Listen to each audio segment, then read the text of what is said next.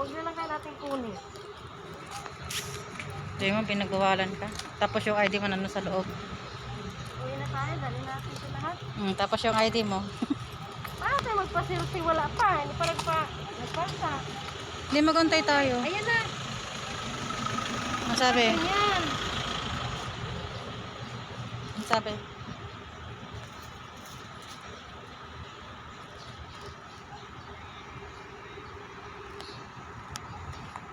Nangyari?